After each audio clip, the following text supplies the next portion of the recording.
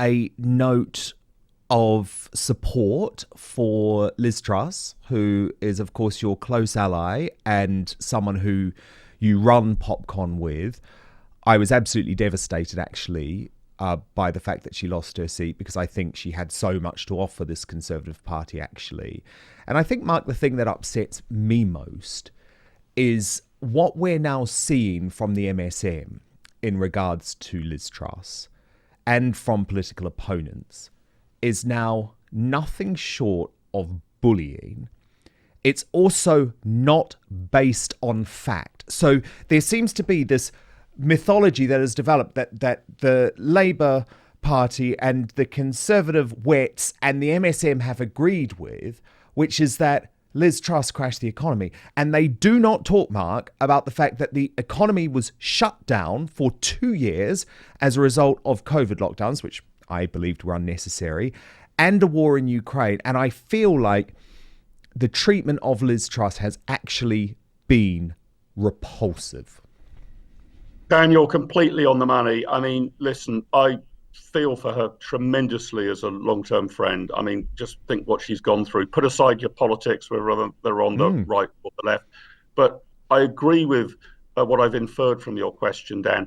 She was not really the victim of her own downfall. That's not to say that she's never made a mistake in her life, but she tried to change things and came up against the blob and was dismissed by her own party, the supposedly Conservative Party, in her efforts to do that. She couldn't get tax cuts through half of the Conservative Parliamentary Party.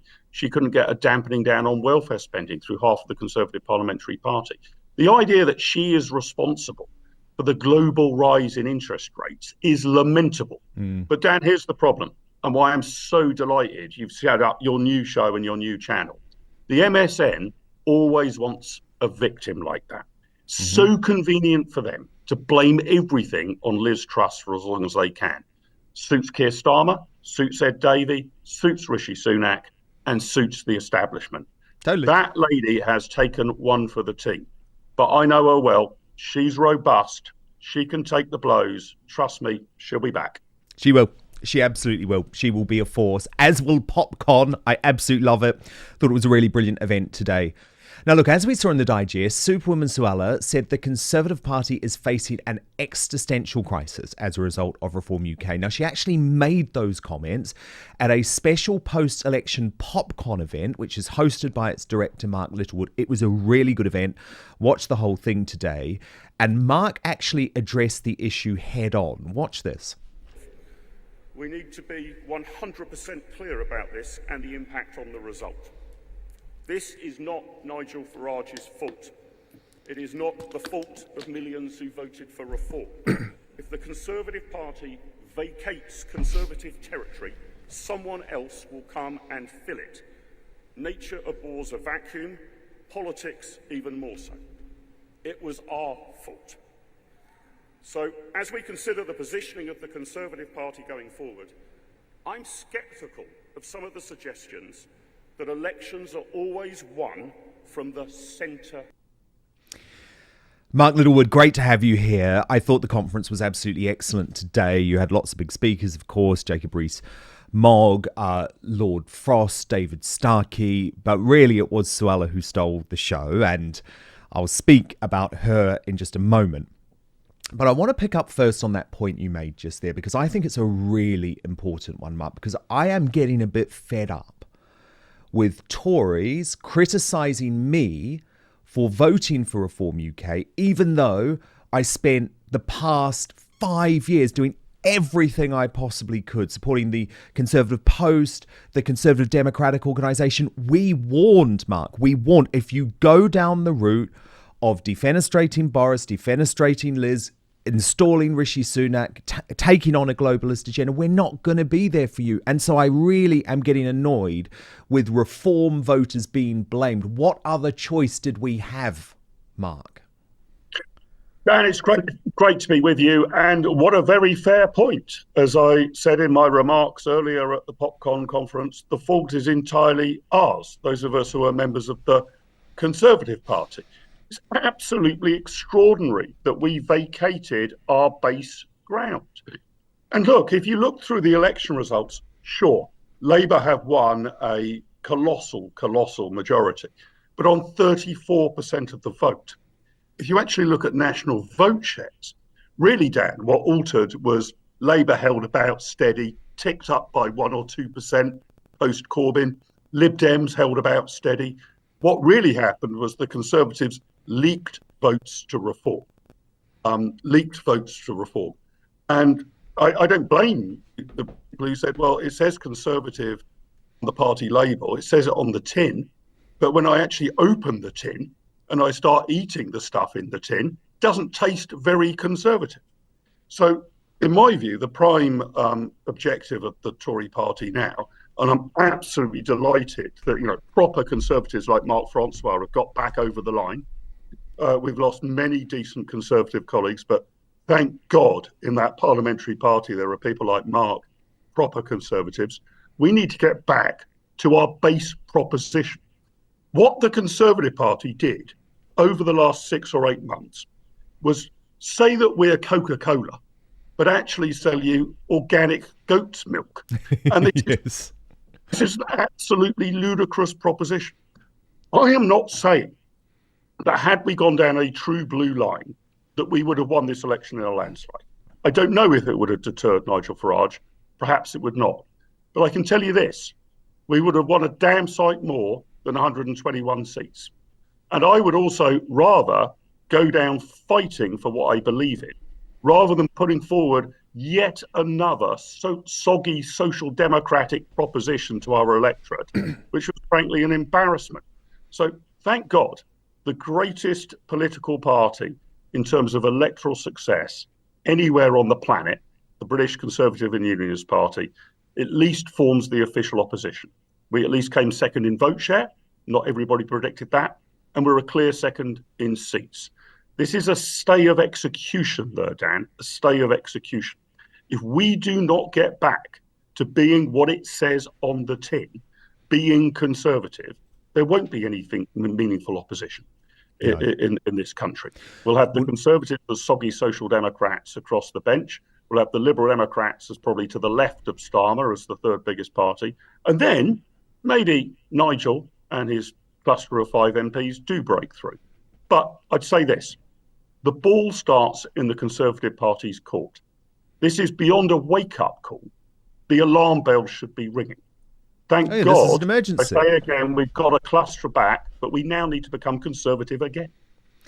And look, there's one person fighting from day one, fighting for this job and prepared to tell the Conservatives, and especially the wets and the wokes in the party, some home truths, and that is Suella Braverman.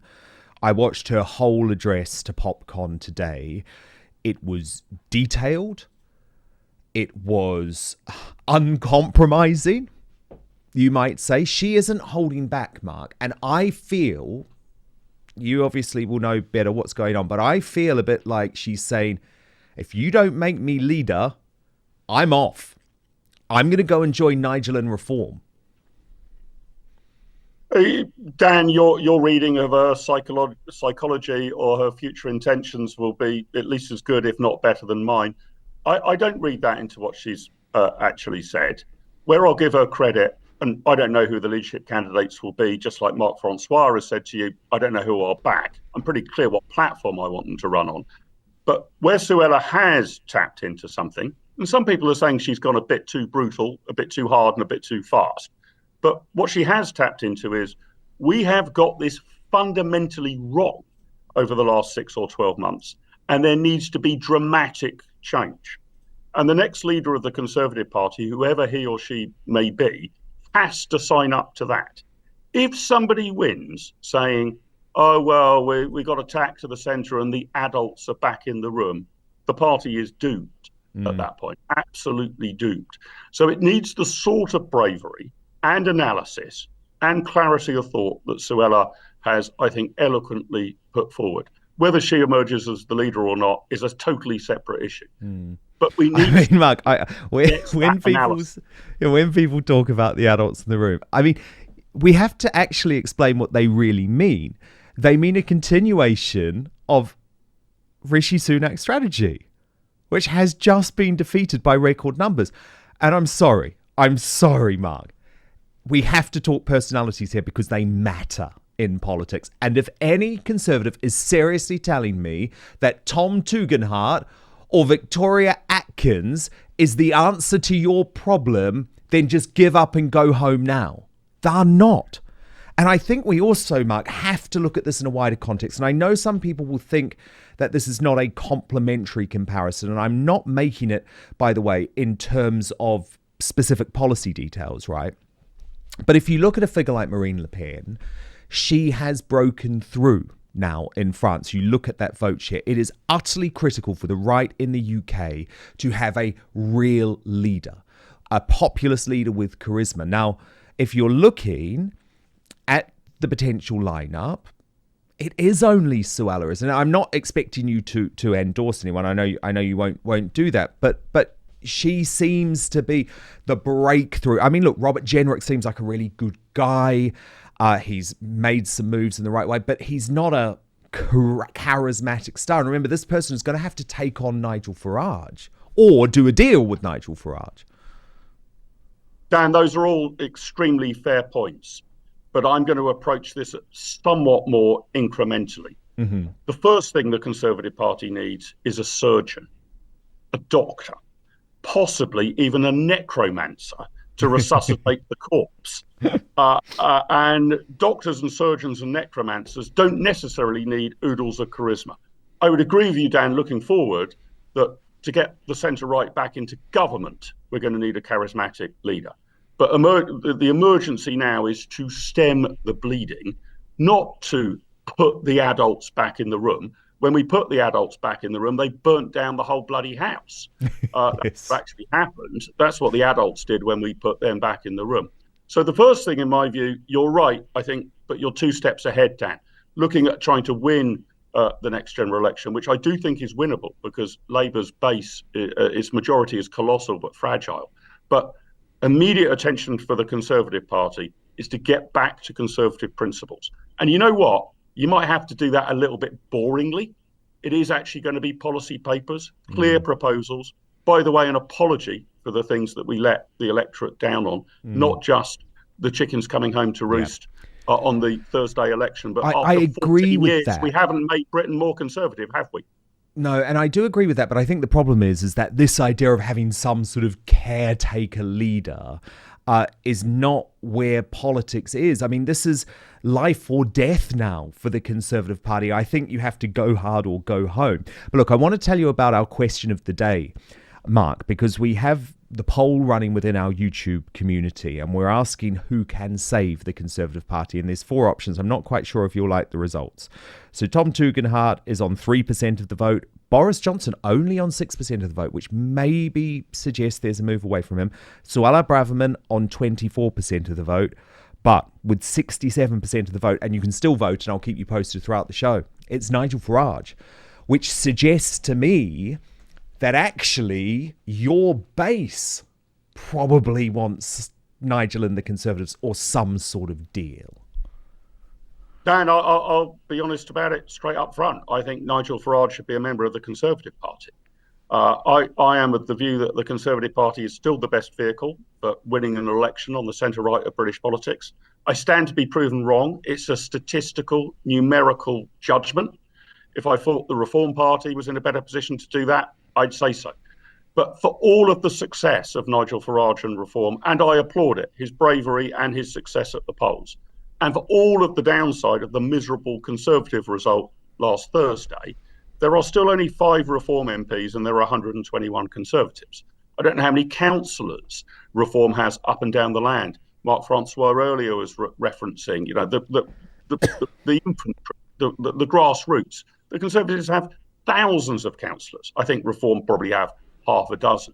The infrastructure is there for the Conservative Party. It just needs to be made conservative. But I would concede this. You've got to bring the Conservative family back together. I don't know exactly how that's achieved. I think it requires a good new Conservative leader. It probably down the line might well require an electoral pact or a merger.